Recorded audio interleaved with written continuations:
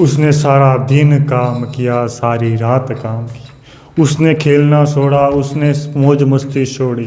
उसने ज्ञान के ग्रंथ पढ़े, उसने नई बातें सीखी। वह आगे बढ़ता गया पाने के लिए जरा सी सफलता। वह आगे बढ़ता गया जरा सी सफलता पाने के लिए। वो दिल में हिम्मत और विश्वास लिए वो आगे बढ़ता गया, आगे बढ़ता गया। और जब वो आगे बढ़कर सफल हुआ, और जब वो आगे बढ़कर सफल हुआ तो लोगों ने उसे भाग्यशाली कहा, लोगों ने उसे भाग्यशाली किया। क्या होता है कि दोस्त, हम अपने आसपास जो भी लोगों ने मुकाम हासिल कर लिया, उसने रिकॉर्ड बना लिए, महानता हासिल कर लिए, तो हम उनको कहते हैं तो साले भाग्यवादी है, उन्होंने भाग्यशाली है, उनके तो किस्मत में लिखा था इसलिए वो बड़े बने, महान बने।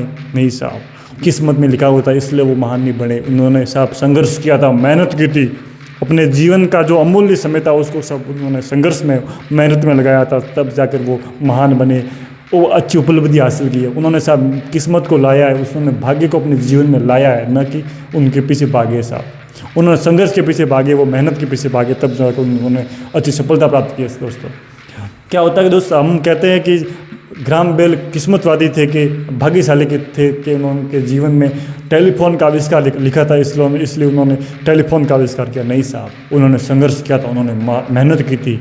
उन्होंने साहब अपनी पत्नी के लिए वो एक मशीन बनाना चाह रहे थे, क्योंकि उनकी पत्नी कम सुनती थी, उनकी पत्नी कम सुनती थी, इसलिए उन्होंने उनके सुनने में मदद करने के लिए वो मशीन बना रहे थे। उन्होंने कठोर तपस्या की, कठोर संघर्ष किया, मेहनत की उस मशीन को बनाने के लिए, लेकिन वो मशीन बनाने में नाकाम रहे।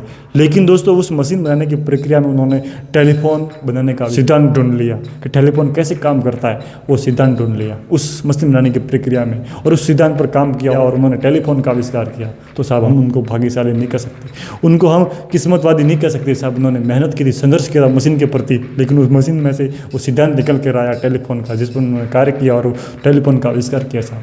नहीं साहब, हम नहीं कह सकते कि वो भाग्यशाली थे, वो किस्मतवादी थे साहब। यदि आप भी अपने जीवन में कुछ बदलना चाहते हो, कुछ मुकाम हासिल करना चाहते हो, तो साहब आप किस्मत के पीछे मत दौड़िए, भाग्य के पीछे मत दौड़िए कि भाग्य में लिखा होगा, किस्मत में लिखा होगा तो आपको मिल जाएगा। नहीं साहब, नहीं मिलेगा, न तो आज मिलेगा, न कल मिलेगा, भविष्य में कभी नहीं मिलेगा। यदि आप भाग्य के भरोसे, किस्मत के भरोसे बैठ गए और उसके भरोसे बैठ गए, तो साहब आपको कुछ नहीं मिलेगा। लेकिन आप संघर्ष, मेहनत को अपना साथी बनाकर आगे बढ़ते जाते हो, आगे उस संघर्ष के पीछे, उस मुकाम के पीछे, उस लक्ष्य के पीछे दौड़ते रह गए, तो आपको जीवन में 100% वो सफलता मिलेगी, वो महानता मिलेगी।